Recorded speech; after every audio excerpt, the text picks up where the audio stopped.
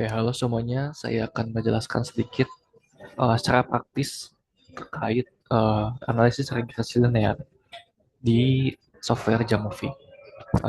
Kita sering mendengar ya analisis regresi ini karena analisis regresi ini bisa dibilang salah satu analisis yang paling sering digunakan dalam tugas akhir, baik itu tesis maupun skripsi begitu. Sebelum kita masuk ke implementasinya, kita perlu tahu juga, saya akan jelaskan sedikit tentang regresi linear dan fungsi dan tujuannya. Jadi, regresi linear ini digunakan ketika kita ingin mengetahui peranan suatu variabel dalam variabel lainnya, begitu. Misalnya, kita memiliki penelitian atau ingin melakukan penelitian, ingin mengetahui peran dari motivasi belajar terhadap um, prestasi mahasiswa misalnya. Maka dari itu, analisis yang paling tepat adalah regresi linear. Kenapa? Karena dengan regresi linear kita bisa mengetahui berapa persen variabel independen dapat menjelaskan besaran atau nilai yang terjadi atau terdapat pada variabel dependen begitu. Misalnya dalam kasus tadi kita bisa tahu berapa persen sih peran atau efek dari uh, motivasi belajar terhadap prestasi mahasiswa begitu. Begitu. Kemudian untuk perbedaannya dengan korelasi, jadi sebenarnya regresi ini adalah lanjutan ya dari korelasi karena korelasi ini juga salah satu basis dari regresi. Bedanya adalah korelasi bersifat dua arah, resiprokal, namun untuk regresi ini hanya satu arah begitu. Jadi hanya variabel independen berperan terhadap variabel dependen. Perlu digarisbawahi juga bahwa terminologi yang kita pakai dalam regresi dan terutama dalam tugas akhir ketika kita menggunakan regresi itu kita tidak boleh menggunakan diksi atau terminologi pengaruh begitu karena terms pengaruh itu khusus untuk desain penelitian eksperimental. Biasanya menggunakan uji beda seperti t-test ataupun ANOVA.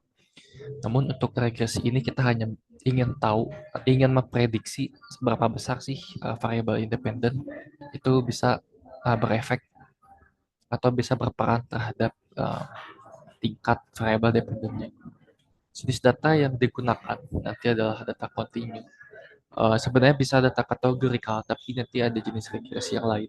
Ada namanya regresi logistik. Kita tidak akan bahas di sini, kita akan fokus pada regresi linear terlebih dahulu. Jadi jenis data yang digunakan itu adalah kontinu, baik dalam independent variable maupun dependent variabelnya begitu. Artinya kita tidak bisa menggunakan data kategorikal atau binary atau um, label atau data diskrit dalam regresi linear. Jadi seperti gender atau misal um, kelas dan sebagainya itu kita tidak bisa gunakan di sini. Kita bisa gunakan data tersebut di regresi logistik begitu. Kemudian untuk tahapan ujinya ada beberapa tahapan, yaitu ada uji asumsi yang terdiri dari uji normalitas, uji heteroskedastisitas, dan juga uji linearitas atau multikolinearitas. Setelah itu barulah kita uji hipotesis, yaitu uji regresi linear maupun uji regresi berganda. Uji normalitas kita lakukan untuk melihat apakah persebaran data itu terdistribusi secara normal atau tidak. Heteroskedastisitas itu kita melihat apakah persebaran varian data itu tersebar secara homogen ataupun heterogen. Uji linearitas atau multikolinearitas itu dilakukan untuk melihat apakah variabel dependen, independen, ataupun antar variabel independen itu memiliki korelasi yang tinggi atau tidak begitu. Karena dalam regresi linear kita tidak boleh menggunakan variabel yang saling berkorelasi tinggi gitu. Karena itu akan mempengaruhi hasil dari pengukuran atau hasil dari uji regresi begitu. Kemudian kita langsung saja masuk ke analisis di software Jamovi.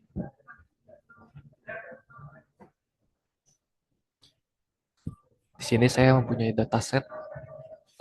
Anggaplah kita sudah mengukur berbagai variabel dalam partisipan. Untuk di Jamovi, kita analisis regresi. Kita lihat di analisis ini, masuk ke kolom regresi, kemudian kita klik linear regression. Ada beberapa terms di sini, dependent variable, tentu saja variabel dependent atau variabel tergantungnya. Misal kita ingin meneliti peranan self-esteem terhadap happiness begitu. Maka happiness kita taruh di dependent variable dan self-esteem taruh di covariance. Covariance ini sama saja dengan independent variable atau prediktor. Baik, kemudian di sini memang sudah terlihat ya untuk hasil regresinya. Namun sebelum kita analisis atau interpretasi hasil di sini, kita cek dulu uji asumsinya. Ada kolinearitas atau linearitas, kemudian kita cek normalitinya. Kita lihat datanya sudah terdistribusi normal ya teman-teman ya. Sapir-Whorf dan Kolmogorov-Smirnov. Mungkin ada pertanyaan, kapan kita lihat Sapir-Whorf, kapan kita pakai Kolmogorov-Smirnov? Kita bisa menggunakan atau mengacu pada Sapir-Whorf ketika data kita mungkin tidak terlalu besar gitu. Biasanya ada yang bilang di bawah 50 ataupun di bawah 100. Namun untuk uji yang Kolmogorov-Smirnov ini lebih tepat kalau misalnya data kita itu lebih besar, mungkin up uh, di atas 200 atau 500 gitu ya teman-teman. Kemudian kita lihat heterokodastisitasnya, kita gunakan yang terus Pagan. Untuk di Jamovi sendiri, untuk cara uji heterokodastisitas, kita perlu download atau install modul lagi ya teman-teman. Kita Jamovi library, kemudian kita cari yang more test ini dan install, baru kita akan bisa melihat tes heterokodastisitasnya. Di sini normality dan heterokodastisitasnya di atas 0,05, artinya data terdistribusi normal dan juga homogen ya teman-teman. Kemudian untuk kolinearitas, kita lihat VIF dan toleransinya. VIF itu di bawah 0,5, di bawah 0,5 itu standarnya, maka tidak ada hubungan yang atau korelasi yang kuat ya antara variabel dependent dan independent.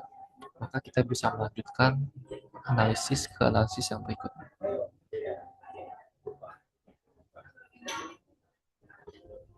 Baik, kita lihat di sini ada beberapa interpretasi ya. R kuadrat atau sum of square di sini atau koefisien determinasi ini menjelaskan berapa besar atau berapa persen variabel independen dapat menjelaskan variabel dependent. Di sini 0,2 berarti sekitar 22% ya teman-teman. Kemudian kita lihat di sini di model koefisiennya p-value di bawah 0,05 berarti artinya self-esteem itu dapat berperan secara signifikan terhadap happiness. Kemudian kita juga bisa melihat besaran dari peranan dari prediktor atau dari self-esteem tersebut dari standardized estimate.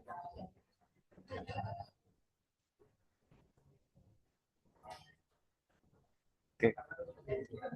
Kemudian untuk melihat arahnya juga kita bisa melihat estimate-nya. Jika estimate di sini positif, maka self esteem di sini berperan secara positif. Artinya ketika self esteem itu memberikan efek atau meningkatkan self esteem, maka happiness pun dapat meningkat dalam besaran estimate tersebut. Oke, mungkin sekian untuk uji regresi linear. Terima kasih, semoga dapat dipahami.